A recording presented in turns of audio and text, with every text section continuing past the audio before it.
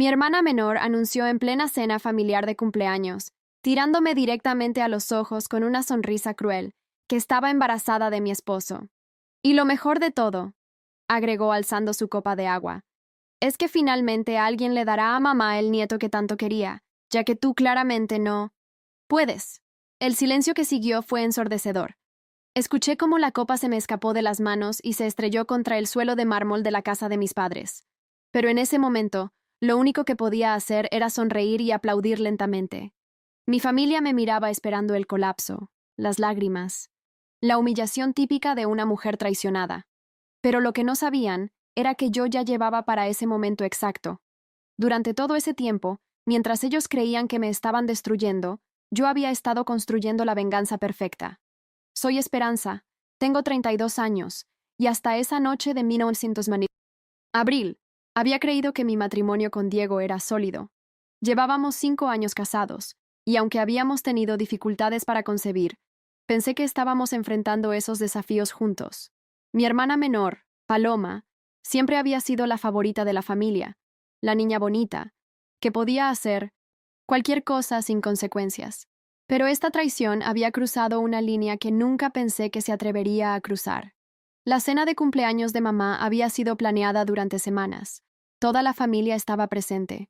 Mis padres, mis tíos, mis primos, todos reunidos en el elegante comedor que mamá tanto adoraba mostrar. Las flores frescas perfumaban el ambiente, las velas creaban una atmósfera cálida, y el menú había sido cuidadosamente seleccionado por el chef privado que mamá había contratado para la ocasión especial.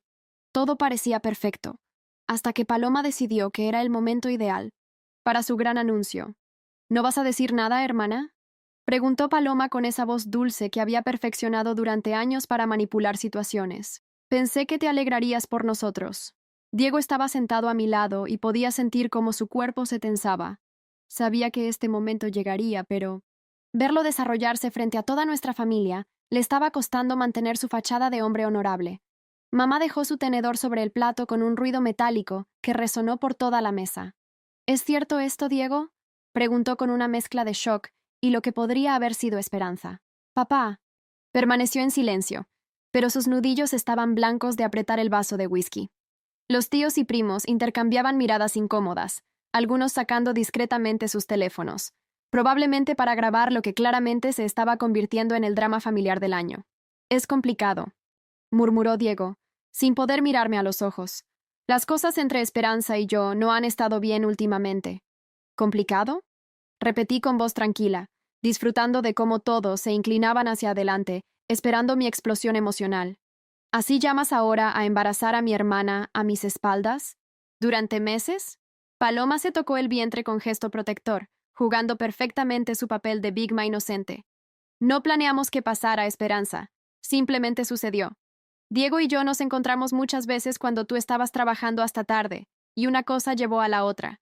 La forma en que lo dijo, como si fuera algo romántico e inevitable en lugar de una traición calculada, me hizo querer reír. Por supuesto que planearon que pasara. Respondí manteniendo la calma que había estado practicando durante meses. ¿Creen que soy idiota? Me puse de pie lentamente, sintiendo todas las miradas puestas en mí. De hecho, déjenme mostrarles algo que va a hacer que esta cena sea mucho más interesante. Saqué mi teléfono del bolso y caminé hasta la punta de la mesa donde estaba mamá. ¿Recuerdan hace 3 meses cuando Diego comenzó a llegar tarde del trabajo? Cuando Paloma empezó a visitar a mamá, con más frecuencia, todos se sintieron claramente confundidos por mi comportamiento calmado. Bueno, resulta que tengo una memoria excelente para las fechas, y también tengo muy buenos contactos. Diego se había puesto pálido. Esperanza, ¿qué estás haciendo? Lo que debería haber hecho desde el principio. Protegerme. Toqué la pantalla de mi teléfono y comencé a mostrar fotografías que había estado recolectando cuidadosamente. Esta es de hace 4 meses. Diego saliendo del apartamento de Paloma a las 6 de la mañana. Pasé a la siguiente. Esta es de hace 3 meses y medio. Los dos entrando juntos a un hotel en el centro. El rostro de Paloma perdió completamente el color. ¿Nos estuviste siguiendo? No necesité seguirlos. Ustedes no fueron exactamente discretos. Mi cuñada Ana los vio varias veces. Mi primo, Roberto, también. De hecho, Media familia sabía lo que estaba pasando. ¿No es cierto? Miré alrededor de la mesa y vi las expresiones de culpa confirmando mis sospechas. Pero eso no es lo mejor. Continué disfrutando de cómo Diego comenzaba a sudar a pesar del aire acondicionado. Lo mejor es que contraté a un detective privado hace 2 meses. ¿Saben lo que descubrí? El silencio era absoluto. Incluso los niños pequeños habían dejado de hacer ruido. Descubrí que mi querida hermana ha estado planeando esta traición durante casi un año. Los mensajes de texto comenzaron mucho antes de que ustedes se encontraran por casualidad. Mostré capturas de pantalla en mi teléfono. Aquí está Paloma preguntándole a Diego si estaba feliz en su matrimonio. Aquí está ella invitándolo al almorzar como amigos. Aquí está ella enviándole fotos provocativas cuando yo estaba en viaje de negocios. Paloma se puso de pie bruscamente. Esto es una violación de nuestra privacidad. Su privacidad. Me reí genuinamente por primera vez en la noche. Violé su privacidad al descubrir que mi esposo y mi hermana estaban teniendo una aventura a mis espaldas. ¿Esa es su preocupación principal ahora? Diego intentó levantarse también. Esperanza, podemos resolver esto en privado. No necesitas hacer esto frente a toda la familia. Oh, pero sí necesito. Respondí con una sonrisa que había estado guardando para este momento exacto. Verán, durante estos 3 meses que he estado preparándome, no solo recolecté evidencia, también tomé algunas decisiones muy importantes sobre nuestro futuro. El ambiente en el comedor había cambiado completamente. Ya no era una celebración familiar. Se había convertido en mi tribunal personal, y yo era tanto la fiscal como el juez. Mamá tenía las manos temblorosas mientras trataba de procesar todo lo que estaba escuchando. Papá había dejado su whisky, intocado mirándome con una mezcla de shock y lo que podría haber sido respeto. ¿Qué tipo de decisiones? Preguntos. Mamá con voz quebrada. Bueno, para empezar, Diego ya no vive en nuestra casa. Sus cosas están empacadas en el garaje desde hace 2 semanas. El divorcio ya está en proceso, y mi abogado... Es excelente. Diego se volvió hacia mí con desesperación. ¿Hace 2 semanas? ¿Sabías todo este tiempo y no dijiste nada? ¿Por qué arruinar su gran sorpresa? Pregunté con falsa inocencia. Claramente habían puesto tanto esfuerzo en planear este momento dramático. No iba a robarle su momento de gloria. Paloma estaba llorando ahora, pero no eran lágrimas de arrepentimiento. Eran lágrimas de furia por haber perdido el control de la situación. Esperanza, somos familia, suplicó. Podemos superarlo. Familia. Repetí la palabra como si fuera venenosa. ¿Sabes lo que hace la familia de verdad, Paloma? No sé. Roba a los esposos entre sí. No planea humillaciones públicas. No trata de destruir deliberadamente la vida de su hermana mayor. El detective privado me había costado una fortuna, pero había valido cada peso. Tenía evidencia suficiente para arruinar tanto a Diego como a Paloma en el divorcio. Y más. Importante aún, tenía el timeline completo de su traición. No había sido un romance accidental como querían hacerme creer. Había sido una campaña deliberada de seducción que Paloma había orquestado con precisión militar. Además, continué disfrutando de cómo toda la mesa colgaba de cada una de mis palabras. Hay algo más que creo que deberían saber sobre este embarazo tan oportuno. Saqué otro conjunto de papeles de mi bolso. ¿Recuerdan cuando Paloma tuvo esa gripe fuerte el mes pasado? La que duró exactamente 5 días. Paloma dejó de llorar abruptamente. Su expresión cambió de tristeza, manipulativa a terror genuina. No te atrevas, susurró. ¿No me atreva a qué? ¿A decir la verdad? Eso es todo lo que he estado haciendo esta noche. Resulta que mi hermana no tuvo gripe. Tuvo una pequeña cirugía estética que había estado planeando durante meses y, por casualidad, esa cirugía fue programada exactamente para cubrir el periodo de recuperación que necesitaba después de... Bueno, digamos que después de un procedimiento médico diferente. El silencio que siguió fue diferente al anterior. Este estaba cargado de comprensión horrible y gradual. Mamá fue la primera en hablar. Su voz, apenas un susurro. ¿Qué estás insinuando exactamente, Esperanza? La voz de mamá era apenas un susurro, pero el silencio que reinaba en el comedor le dio el peso de un trueno. Respiré hondo. Me tomé un segundo para mirar cada rostro en la mesa. Mis primos, mis tíos, mis padres, incluso los niños. Todos contenían el aliento. Paloma me miraba con los ojos abiertos, como si pudiera detenerme con solo el miedo. Diego apenas respiraba. Lo que insinúo es muy simple, dije con calma. Que el supuesto embarazo de Paloma puede que no exista. Las palabras cayeron como una piedra en un lago. Tranquilo. El impacto fue inmediato. Escuché una cuchara caer, una silla rechinar. Paloma se levantó de golpe. «Eso es una mentira», gritó con voz temblorosa. «Estás desesperada y estás inventando cosas». Me giré lentamente hacia mamá y papá. Saqué el pequeño sobre del interior de mi bolso y lo dejé sobre la mesa, justo frente a ellos. Son los informes médicos. Fechados, sellados. Confirman que hace 3 semanas Paloma estuvo en una clínica estética. Una cirugía menor, nada grave, pero tampoco estaba en ninguna cita prenatal. «Eso no prueba nada», insistió Paloma con la voz quebrada. «Puedo estar embarazada y haber ido a otra clínica». «¿Y también puede explicar por qué aparece como procedimiento ambulatorio de liposucción y retoque abdominal?», pregunté, sin apartar la vista de mamá. Papá tomó los papeles con manos temblorosas. Mamá seguía inmóvil. Cuando papá terminó de leer, levantó la vista hacia Paloma. Lo que vi en sus ojos no fue solo decepción, fue algo más profundo, una fractura. «Paloma», murmuró mamá. «¿Es verdad?». Paloma no respondió. Cerró los ojos, como si deseara que todo desapareciera. «Esos papeles no significan nada», volvió a decir, pero su voz ya no tenía fuerza. Diego seguía en silencio. En ese momento, me di cuenta de que él ya sabía. Lo supo desde el principio. Y aún así, permitió que ella jugara esa carta frente a toda la familia. Cobarde hasta el final. «¿No vas a decir nada, Diego?», le pregunté, sin alzar la voz. Él parpadeó, finalmente, saliendo de su trance. «Yo no sabía que había inventado el embarazo», dijo en voz baja, casi inaudible. Paloma lo miró, herida. «No me puedes dejar sola ahora». «Te inventaste un hijo, Paloma», exclamó él, ahora desesperado. «¿Cómo se supone que debía saberlo?». No me reí, pero estuve cerca. La escena frente a mí se estaba desmoronando tan rápidamente que parecía sacada de una novela. Y lo peor era que yo había vivido cada uno de esos capítulos en silencio. Humillada, traicionada, pisoteada. Pero ya no. Mamá se levantó de su silla con lentitud. Caminó hacia el final de la mesa, hacia donde yo estaba.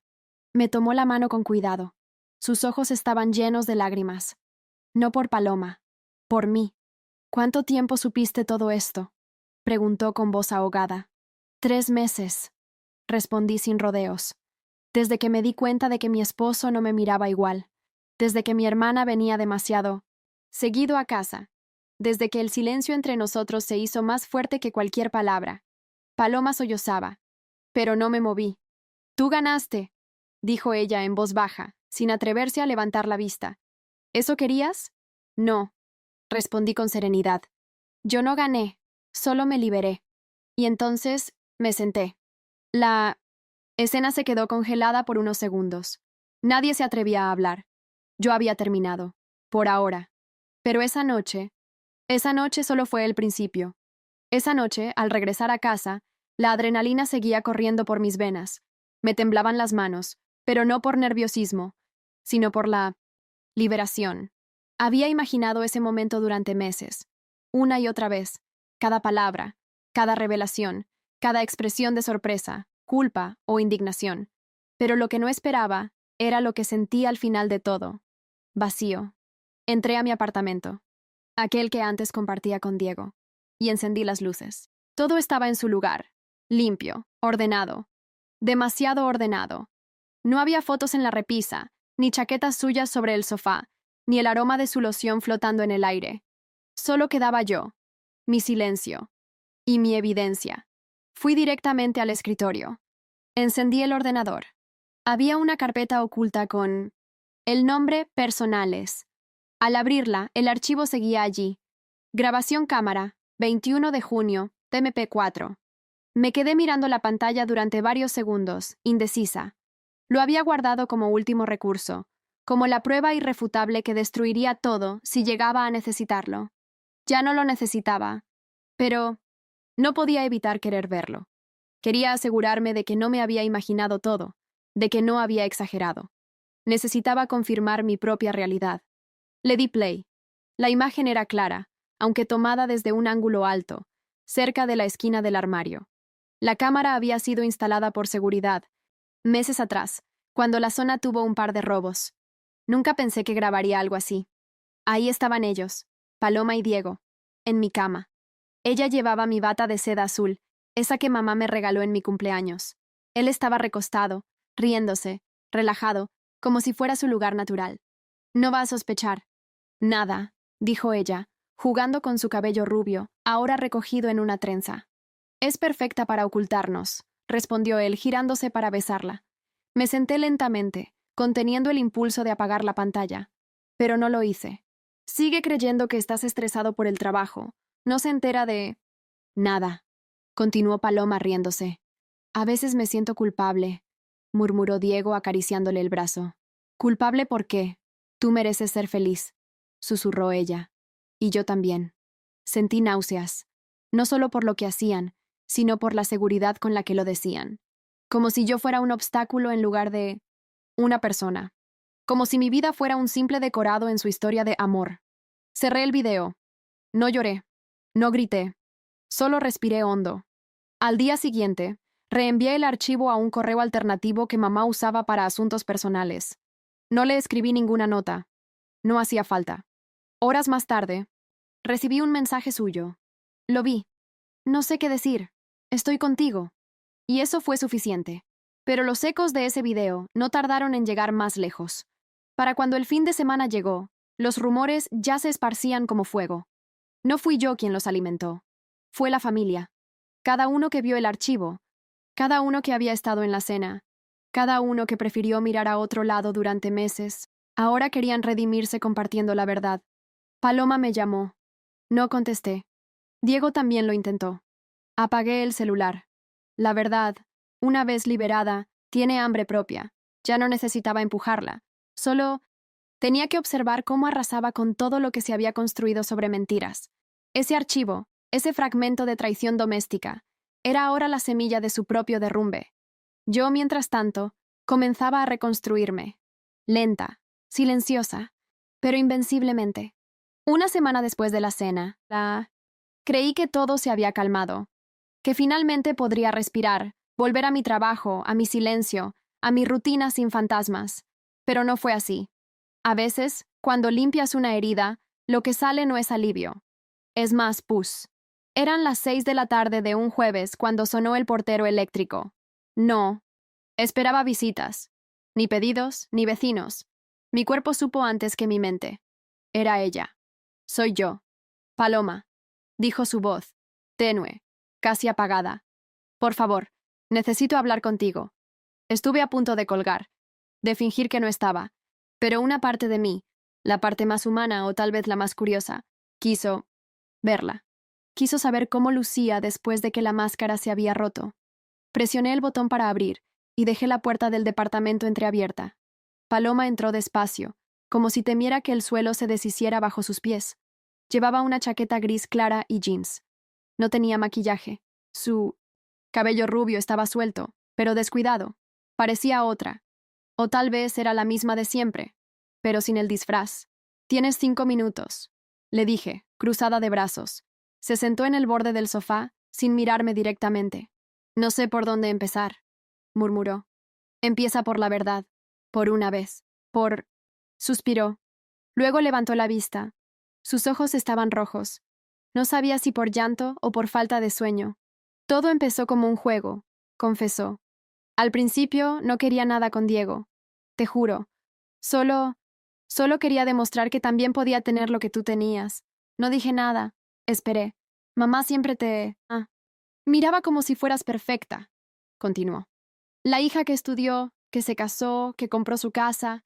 Yo era la que se equivocaba, la que era bonita pero inestable, la que aún no encontraba su camino. Eso no era del todo mentira, pero tampoco excusa. Diego me coqueteó primero, dijo rápidamente como si necesitara justificarlo. Un día que tú trabajabas tarde, vino a la casa de mamá y se quedó hablando conmigo. Empezó como una conversación inocente, pero luego me di cuenta de que él también me miraba distinto, como si no fuera solo la hermana menor. Y tú decidiste seguirle el juego, dije con la voz fría. Sí, admitió bajando la mirada. Me sentí poderosa. Por primera vez, alguien prefería a Paloma, no a la hermana de Esperanza, a mí. Y cuando me di cuenta, ya estaba demasiado metida. Me gustó sentirme deseada. Me gustó la idea de arrebatarte algo. Su voz se quebró en esa última frase, pero no me conmovió. No esta vez. ¿Por qué mentir con el embarazo? Pregunté. Porque sabía que te dolía no poder tener hijos, dijo sin rodeos, mirándome a los ojos. Y pensé que si decía eso, te quebrarías. Quería verte caer. Quería que mamá me mirara como la hija que le daría un nieto. Aunque fuera mentira. Sentí un nudo en el estómago. No por tristeza, sino por la violencia de su confesión. Paloma no había actuado por amor. Actuó por resentimiento. Por una herida infantil que decidió sanar con venganza. ¿Y ahora qué quieres? Le pregunté. No lo sé. No espero que me perdones. Solo tenía que decirlo. Saber que al menos una vez fui honesta contigo. Se quedó en silencio. Yo también. No había nada más que agregar. Se levantó para irse. Cuando llegó a la puerta, se detuvo. Te juro que no lo planeé así desde el inicio, pero terminé siendo todo lo que juré que odiaba. No, respondí. Cerré la puerta detrás de ella con lentitud. Luego apoyé la frente en la madera, sintiendo el peso de todo lo que había escuchado. Paloma no buscaba redención, buscaba comprensión, pero algunas heridas no se curan con palabras. Se arrastran. Se arrastran hasta que aprendes a vivir con ellas o hasta que decides que ya no te definen. Esa noche no dormí bien, pero por primera vez no lloré. 2 días después de la visita de Paloma, mamá me llamó. Su voz sonaba tensa, pero firme, como si estuviera conteniendo un mar de emociones bajo una capa de hielo. Quiero que vengas mañana a casa, a las 6. Estarán todos. Hay algo que necesito decir. Oficialmente. No me explicó más. Tampoco lo pedí. Pero lo supe de inmediato. Mamá iba a romper su silencio. Esa tarde, la casa de mis padres estaba extrañamente silenciosa. No había música clásica de fondo como de costumbre, ni el aroma de flores frescas, solo el sonido de pasos, vasos colocados sobre la mesa y conversaciones murmuradas entre dientes. El clima era casi funerario, como si todos presintieran que algo irreversible estaba por ocurrir. Mamá nos esperó en el salón principal. Estaba de pie junto al viejo escritorio de caoba de papá, vestida con un conjunto sobrio color vino y su collar de perlas, ese que solo usaba en momentos importantes. Papá estaba a su lado, en completo silencio, los brazos cruzados, el rostro pétreo. Paloma estaba sentada en un extremo del sofá, encogida, casi sin levantar la vista. Diego no apareció. Gracias por venir, dijo mamá con tono grave, cuando todos estuvimos reunidos. Sé que estas últimas semanas han sido difíciles, para algunos más que para otros. Varias miradas se dirigieron hacia Paloma, que se hundía cada vez más en el sofá. Lo que ocurrió en la cena de mi cumpleaños, lo que hemos descubierto después, ha sido un golpe para esta familia, pero también ha sido una revelación necesaria. Tomó un sobre de su escritorio, lo abrió y sacó una carpeta. Reconocí el logo de la notaría en la esquina. He decidido actualizar mi testamento, anunció. No porque esté enferma, ni porque prevea mi muerte, sino porque lo que pasa dentro de una familia debe tener consecuencias, y la traición, cuando es tan profunda, no puede ignorarse. Hubo un murmullo leve. Nadie se atrevía a interrumpirla. Su voz era de una madre herida, pero también de una matriarca que había recuperado su autoridad. Esperanza, tú siempre fuiste constante, responsable, leal. Sé que durante años no fui justa al reconocerlo, pero esta situación me ha abierto los ojos, y quiero que eso quede reflejado de forma clara. Me sentí tragada por una ola de emociones que no mostré. Ni un gesto. Solo escuché. En Enas también. El nuevo documento, la casa de campo en Mendoza, que era para dividirse entre mis hijas, quedará exclusivamente para Esperanza. También he modificado la administración de las cuentas familiares. Paloma. La miró por primera vez. Quedas excluida del testamento hasta nuevo aviso. El impacto fue como una explosión muda. Nadie gritó. Nadie se movió. Pero el silencio se volvió tan denso que casi se podía tocar. ¿Hasta nuevo aviso? Preguntó Paloma con voz débil, al borde de las lágrimas. Hasta que demuestres que entiendes lo que hiciste, respondió mamá, con una frialdad que nunca le había visto. Hasta que tomes responsabilidad, sin excusas, sin mentiras. Y no frente a mí, sino frente a tu hermana. Paloma bajó la cabeza. Nadie salió en su defensa. Por primera vez, no hubo condescendencia. No castigo con rencor, pero tampoco puedo premiar con ceguera, concluyó mamá. Esta familia se ha sostenido en la apariencia durante demasiado tiempo. Ya basta. Papá finalmente habló. Solo una frase. Lo correcto duele, pero también limpia. Yo no dije nada. Me sentí como si estuviera presenciando el final de una era. Una en la que siempre fui la sombra de mi hermana. La silenciosa. La que aguantaba. La que no reclamaba nada. Esa esperanza estaba enterrada. Y nadie se atrevía a negarlo. Mamá me miró, con un gesto que no era amoroso ni orgulloso. Era de respeto. Por primera vez, respeto. Esa noche, al regresar a casa, no encendí ninguna luz. Me senté frente a la ventana y miré la ciudad. Entendí que no solo estaba recuperando mi vida, estaba reclamando lo que siempre me había pertenecido, mi lugar. El sábado por la mañana, mientras tomaba café frente al ventanal de mi apartamento, llegó un correo inesperado. Era de Martín, mi abogado. El asunto decía: encontré algo más. Abrí el mensaje de inmediato. Había adjunto varios documentos y una breve nota. No quise molestarte antes, pero este material apareció revisando los movimientos financieros de Diego. Hay algo que deberías ver por ti misma. Lo primero fue una serie de transferencias desde nuestra cuenta conjunta a una empresa llamada Indexa Consulting S.A. No me sonaba. Nunca habíamos hablado de ella. Al principio creí que era parte de algún proyecto de Diego. Él siempre había tenido pequeñas inversiones que me resultaban aburridas. Pero luego vi el monto. Más de $90,000 en 8 meses. Lo siguiente fue más desconcertante. Indexa Consulting no tenía oficinas físicas. Su sede era una dirección en un edificio vacío del centro. Martín había investigado más y descubrió que los fondos terminaban finalmente en una cuenta a nombre de Daniel Aguilar. Daniel. El nombre me golpeó con fuerza. Lo conocía. Había sido socio de Diego durante un tiempo, años atrás.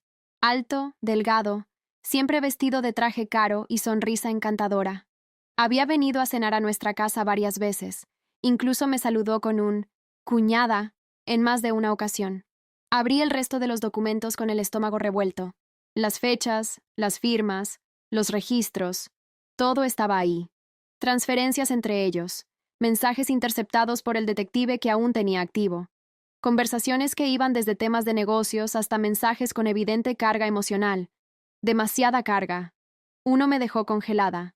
No puedo más con ella. Paloma es un error. Esperanza nunca me entendió. Tú eres el único que me ve realmente.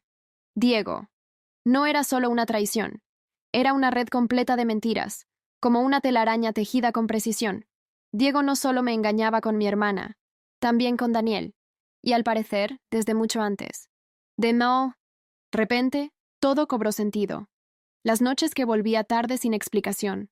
Las peleas por dinero que nunca tenían lógica. Su desconexión emocional. Y, sobre todo, su desesperación por ocultar el teléfono. Recordé una vez, meses atrás, cuando viajé por trabajo y él canceló un evento familiar alegando que estaba enfermo. Esa noche, según el rastreo del detective, había tomado un vuelo rápido a Buenos Aires. Daniel también estaba allá. Cerré la laptop, me apoyé contra el respaldo del sillón y solté una risa amarga. No por sorpresa, sino por la ironía. Diego había traicionado a todos. A mí, a Pinmoso, Paloma, a la familia y a sí mismo, porque en su intento de vivir múltiples vidas no logró sostener ninguna. Esa tarde cité a Martín en mi departamento. Quería que todo esto quedara incluido en el expediente del divorcio. Con esto ya no hay vuelta atrás, me dijo serio. Nunca la hubo. Respondí. Le pedí que añadiera una cláusula. Renuncia total de Diego a cualquier parte de mi patrimonio. Lo que quedaba de mi dignidad no se negociaría. Y ahora, con esta información, tenía todo el poder que necesitaba. No le envié a Paloma esta nueva revelación. Ella tendría que descubrir por su cuenta que no solo había sido cómplice de una traición, sino una víctima más. Quizá algún día lo entendería. Quizá no. Ya no era mi problema. Yo, en cambio, dormí en paz esa noche. Por primera vez en meses. El silencio que siguió a las revelaciones fue más poderoso que cualquier grito. No hubo más. Oh. Llamadas de Diego. Ni mensajes. Ni excusas. Solo un mutismo absoluto que, viniendo de él, era más elocuente que una confesión. En cambio, Paloma sí llamó, varias veces. La primera fue a las 3 de la madrugada, un viernes. No atendí. Luego, mensajes. Largos, confusos, con errores de ortografía y una mezcla extraña de rabia, culpa y súplica. Uno decía, me enteré de lo de Diego y Daniel. No puede ser verdad. Dime que no es cierto. Dime que tú inventaste eso para arruinarme. Pero no lo inventé. Y tampoco iba a ser yo quien se lo confirmara. Ya no tenía esa obligación. Las noticias, sin embargo, vuelan más rápido que el perdón. Al llegar a la casa de mamá el domingo, para el almuerzo habitual que ahora tenía más tensión que calidez, sentí algo diferente en el ambiente. Papá me abrió la puerta con gesto grave. En el comedor, la mesa estaba servida para 5, pero solo éramos 3. Pregunté con la mirada. Paloma no ha salido de su departamento desde hace 3 días, dijo mamá, sirviendo el vino sin levantar la vista. No contesta llamadas, no abre la puerta. Tu tía fue a verla y dice que está mal. Me limité a asentir. No fingí preocupación. ¿Y Diego? Preguntó papá. Fuera. Del país, dije. Fue a Miami, supuestamente por trabajo. Pero sabemos que eso es mentira. Les conté con la misma serenidad con la que se lee una receta todo lo que había descubierto sobre Diego y Daniel. Les mostré los documentos, los mensajes, las transferencias. Mamá palideció. Papá apretó la mandíbula. Ese hombre es un desastre, murmuró. Un cobarde, un mentiroso y un manipulador. Y un ladrón, agregué. Robó de nuestra cuenta, manipuló a Paloma, me usó a mí, usó a todos. No hubo discusión. La verdad era demasiado contundente. Mamá se quedó en silencio largo rato. Luego, con voz quebrada, dijo, crié hijas para amarse, no para destruirse. ¿Dónde me equivoqué? Quise decirle que no era su culpa, que Paloma hizo sus elecciones, que Diego eligió traicionar, pero no lo hice. A veces el dolor de una madre necesita espacio antes que consuelo. Esa misma noche recibí un mensaje de voz de Ana, mi cuñada. Me habló en tono susurrante, como si temiera que alguien escuchara. Esperanza. Paloma está muy mal. Está paranoica. Cree que todo el mundo la odia. Cree que la están vigilando. Dice que tú armaste todo esto para destruirla. No come. No sale. Está obsesionada. Temo por ella. Cerré los ojos. Sentí un nudo en el pecho. No por culpa, sino por cansancio. Paloma había iniciado una guerra sin entender sus consecuencias. Y ahora, frente al vacío que ella misma cavó, no sabía cómo sostenerse.